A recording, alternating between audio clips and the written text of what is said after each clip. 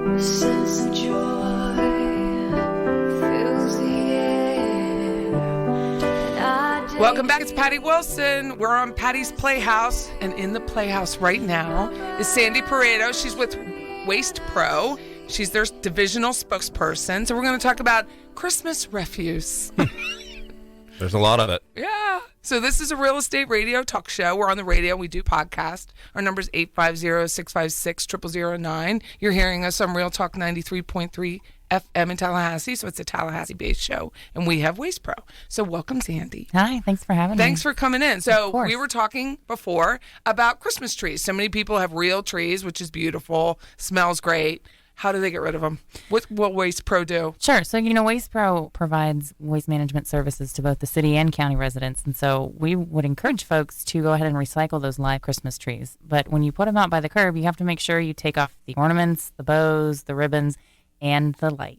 What about tinsel? What do? You got to take that tinsel off. Do people still have a lot of tinsel on their trees? I wish pro there tinsel. were, I feel like it's like a JT moment. We need to bring tinsel back. We do. Right? I love tinsel. Do you love tinsel? Too. I like tinsel. I think it's pretty in practice, but I've seen people with cats that eat it. I've got a dog that would definitely eat it. And that just But seems if you like think for one moment I'm sitting out by the curb taking tinsel off my tree, no.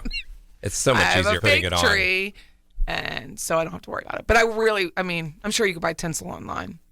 I'm sure you can buy anything. You can buy anything online. So Wastepro is anti-tinsel, lights, bulbs. I wouldn't say it that way. Goodness. You got to clean your tree. You got to clean your tree. Because they mulch it. So the city and the county actually have a mulching program. Right. You can actually go pick up mulch for free. Now, I don't really want pieces of tinsel and pieces of light wires and light bulbs in my mulch. That's well, it hurts the machines, too. It's also very bad for the machines. It would be bad for the machines to get all that stuff. But will Wastepro pick it up? So it can be picked up as a bulky item, but it can't be taken to be recycled as a Christmas tree. So here's the important thing to note. In the city, you want to make sure that that your garbage and your recycling services may be pushed back a day. Same thing in the county, because obviously the offices and the routes are closed Christmas Day and New Year's Day. So you might see a shift back of one day for your holiday schedules. You also want to make sure in the county, you're used to calling for bulk pickup or yard waste pickup. You can still do that. We just won't be able to come out on Christmas Day or New Year's Day.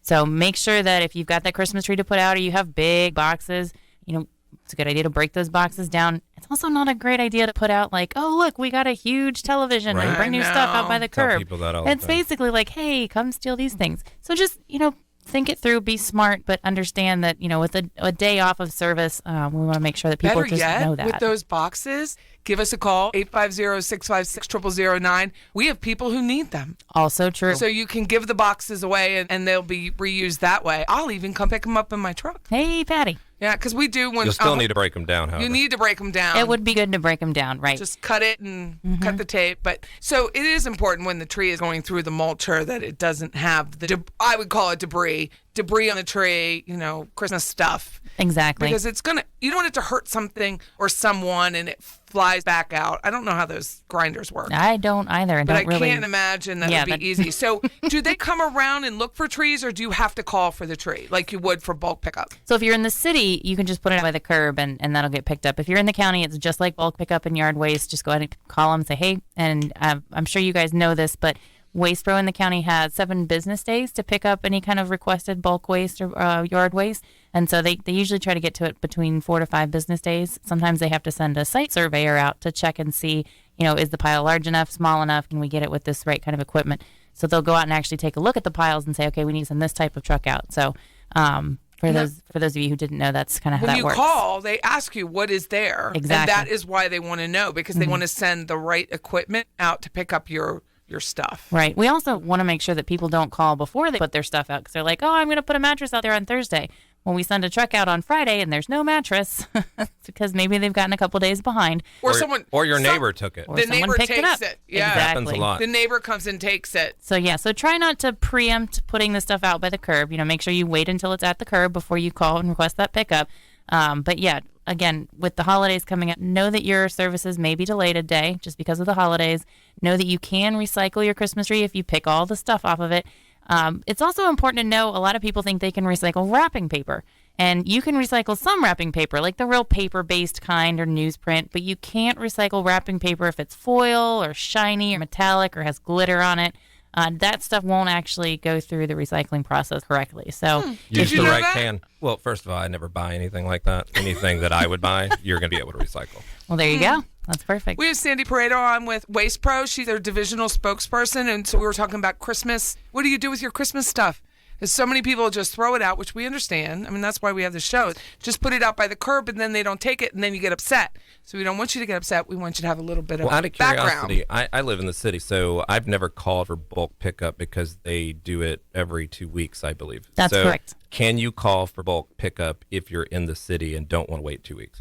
That's a different service. The city actually provides the bulk waste and the yard waste pickup for city residents. That's a service that they provide directly, and they're on that every other week schedule. Okay. But Wastepro actually does it on an as requested. So if you have that bulk waste in the county, you can go ahead and call, and they'll have a window of time they have to come out and get it within. For the city residents, Wastepro does your regular household garbage and your recycling. Got it.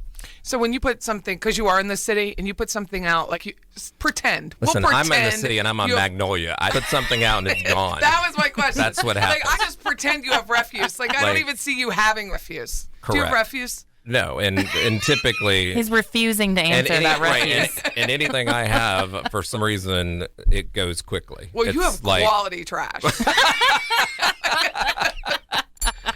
There you have it, folks. Your trash is quality trash. Right. Like if I'm now being because stereotyped. I'm a recipient of it. Like, I get his trash. There is some. I'm like, good dang, stuff you have in some there. really nice shopping bags. Can I have them? And a lot of them. Can I have a bow? A Please lot of make them. me a bow. That's our office. Yes. It's I am the official bow maker. He can make amazing things out of burlap. It's true. I found those burlap wine bags in the office. Oh, there's a lot of them. I know. I'm going to use them. Yeah, please do. I'm going to use them. They're pretty with a little red string. So cute. So is when you say the pushback or timing delays, if you will, when you're calling about waste, do you find that 4-day span turns into more 7 days if you're looking for bulk stuff? So sometimes this time of year it can happen. Sometimes those delays can be caused if we go out and the pile's a little bit larger than was expected. We may have to send a different piece of equipment out a different day. Sometimes it's going to be that we have so many people requesting bulk pickup, we may have to have extra equipment come in. So it's going to depend on the different routes and what drivers and trucks we have available, because trucks will only hold so much. And you do see a lot of stuff going to the curb this time of year between the holidays and gifts. Moving. And then there's a lot of moving. Spring cleaning is what I was going to say. Students are heading out. Students are heading in. There's a lot going on. So there's a lot going on. No offense to the students, but I'm going to offend some students. You have got to clean up as you go. They just, at the end of the term, they're just throwing everything away. And can I just say something? Can you put it in a nice pile? Does it have to be everywhere? And that would disturb it up against the fences. So they say they have the big dumpsters at these condo, and the fences are busted now because you're throwing everything that you've ever owned out. How does Wastepro handle that? I'm looking. How does Wastepro handle it? If I see the stuff, it's not in a pile. It's everywhere. Mm-hmm. So, I mean, they have equipment. They're not using this claw to go out and win a toy. Some of our trucks actually do have that arm that comes down and picks up the cans. That's what we use to service in the county. Is we have these pieces of equipment that come down, they grab the can, they dump it into the truck. But that's where we see a lot of our drivers and helpers go above and beyond. They'll actually get off the truck if there's stuff that's scattered around. I've watched them go and collect it all and pick it up. Now things like that obviously makes everybody's route a little bit more delayed, and so we would ask people, if you're going to throw stuff away, put it in bags, put it in your trash can, please. If you have yard waste, try to pile it up so it's in my lease. It's in my lease. That's that they important. have to bag their stuff in a certain number of bags. I'm not carrying this out, and if I do, it's $25 a bag. If you've left it for me to do it, I'm gonna get paid. Right. So it's $25 a bag for me to dispose of your stuff. And I think that's I'm going to say this, and my mom would be so proud of me. She would bust my rear end if I left a mess like that. And so my mother would not. I think that's just something we have to keep an eye out for. But yeah, when we see that the piles and the scatters of but it's trash, really not safe. And it's the not condo safe at all. associations can only do so much. Mm-hmm. But I've watched literally fences being collapsed because they try to block the dumpster for aesthetics. I'm like, dude, now it's $5,000 because you're lazy. No, they're not listening to the show, so it doesn't really matter. Probably not. No, but I do add it to my lease and speak to your attorney if they draw your lease and discuss that with them because it's really uncalled for. Mm-hmm. And I think the associations should fine. I mean, it's really hard. I'd put a camera out by a dumpster.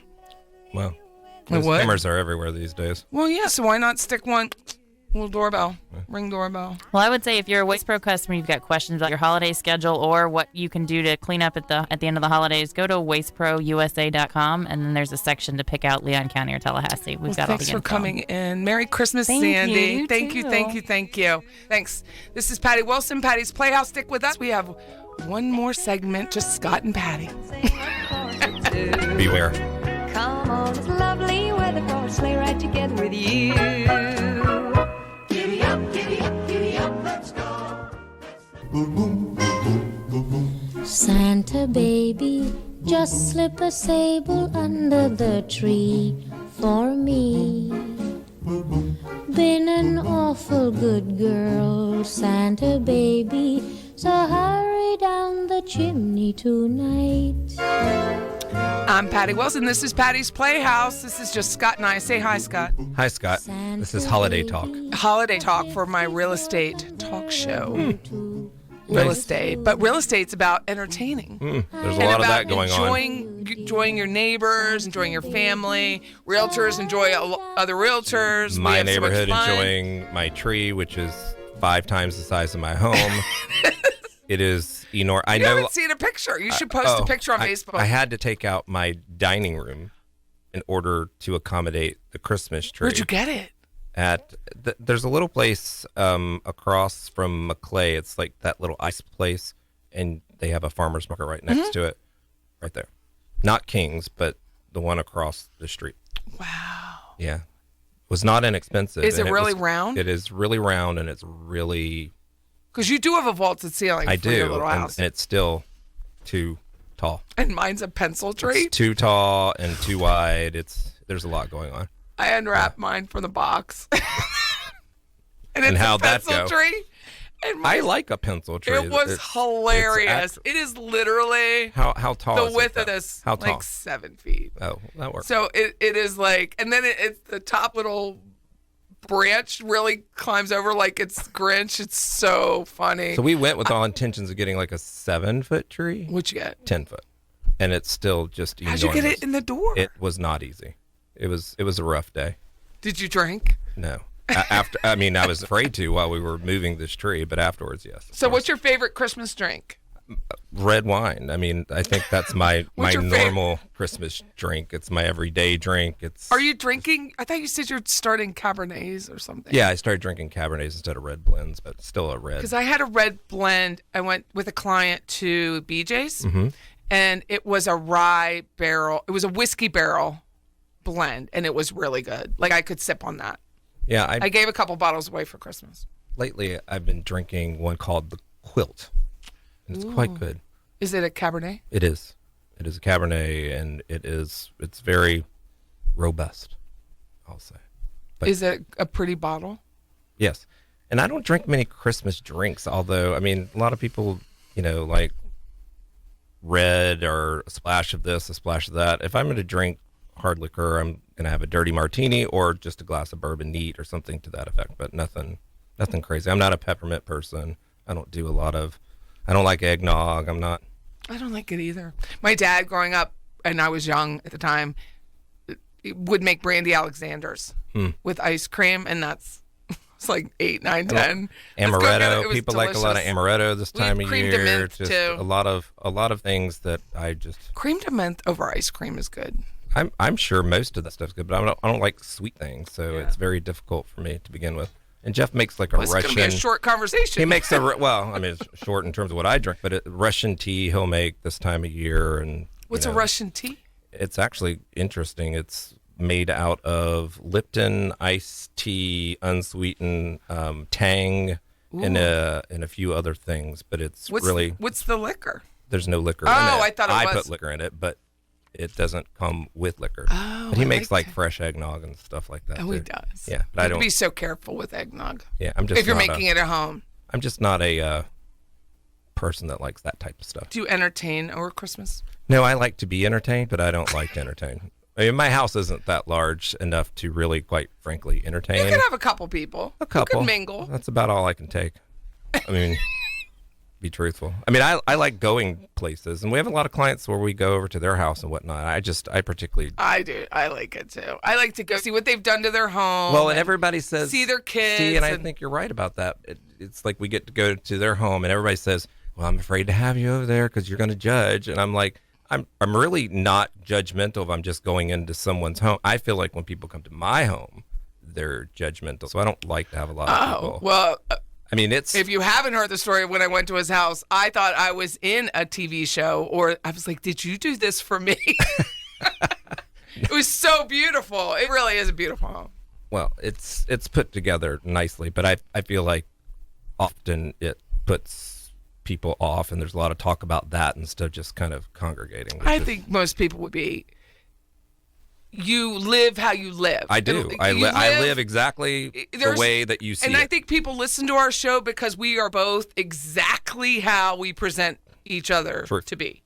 And that is what makes us unique and fun, because if they went to my house, they would be like, oh, yeah. If they went to your house, they would be like, oh, yeah. There's not a lot. There's no pretense. There's just, we're happy. We're happy when we work together. We're happy in our houses. And you see that when you're in your house. It's not pretentious. It's really a warm, inviting home. Well, it's the way I stage. It's really no different stage or style or whatever you want to call it. It's how I live, and it's just the way that I am. But it's not I like it to be more about the holiday and a tree, or, it's so much more interesting to me to go to someone else's house that lives a little bit more freer than I do, because I feel like I am more free in that regard. Like when we go to Mandy and Frank's or whatnot, it feels easier to me. Like I'm way too detail oriented to let things, like if I saw somebody put a drink down, I'd be picking it up. Like I don't want that to be the environment. You want to be able to relax and enjoy the people that you're with. Yeah, absolutely. So That's it's just easier for me to go away than it is to And I just like it because I feel entertain. like my house isn't I think that people would think that my house should be more like yours or more put together when it's not. It's just, and so I have that confidence issue when people come to my home. I just think it's livability. I think I got 4 paint stripes on the walls right now because I can't pick out a paint for the last 3 months. So it is, but I'm not certainly ashamed of it. It's just like it's not what people I think that they would expect. Well, I mean, the reality is that everybody lives the way they do, so it's not a judgmental thing on me or on them or anything. But if you're trying to sell your house, then I'm going to encourage you to edit it. That's going to get the most benefit in terms of pictures and looks of your home. Can I ask you a question about that styling? So yes.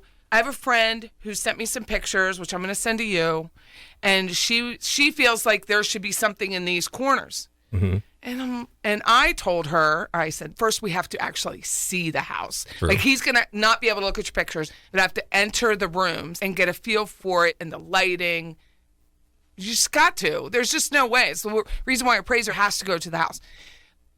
But when I watch you style a house, you have like little clusters of like vignettes of like living. You don't spread people are like, you bring 250 books in the house. Yes, but it's not 250 books on one wall. That is correct. It's spread out to create height and create angles and visual displays, right? Correct. Am I right? That's can you explain a little bit? Like we only have a couple minutes, but can you explain why you do what you do? That you don't cluster, you cluster it together. Well, I just think it's a way to display something that does not look busy. Things that I cluster are clustered in shapes, and there's 1 or 2 things on top of it, but there's not a lot of little stuff. Like when I go shopping on the weekends, because I'm always looking for stuff for our staging or styling, and I don't look at a lot of little stuff. I look at more big picture or medium-sized items because I don't like a lot of cluster. I think it is busy in pictures. It's like wallpaper. There's some wallpaper that works. There's some that doesn't in terms of a visual look and when we take pictures of something. So I want it to look like there's a lot there, but I don't want it to look busy. It takes away from everything. So when I'm editing people's stuff, I'm taking out the busyness, bringing in probably as much as I'm taking out, but I'm bringing in things that just make more sense. It's like a package instead of, 20, little medallions that you have laying around.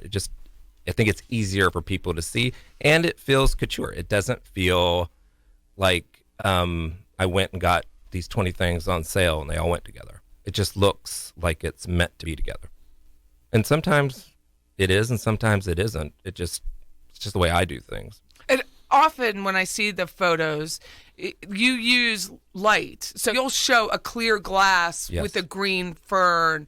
You're trying to convey light into a room and not having big, heavy stuff. Yes, because using that. Yeah, and it's the way the light comes in through a house and windows and whatnot, because it will weigh a house down. So I tend to keep things very light where things are heavy, and I can do more heavy things where there's a lot of light coming in. So Why do you think people need to fill every corner?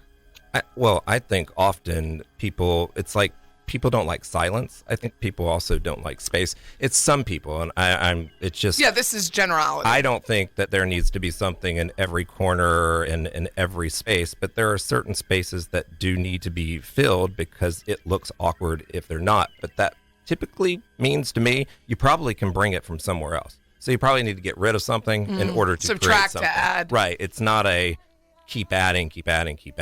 Merry Christmas. This is Patty Wilson, Patty's Playhouse. Merry Christmas, Scott. Merry Christmas. Merry Christmas. 850-656-0009.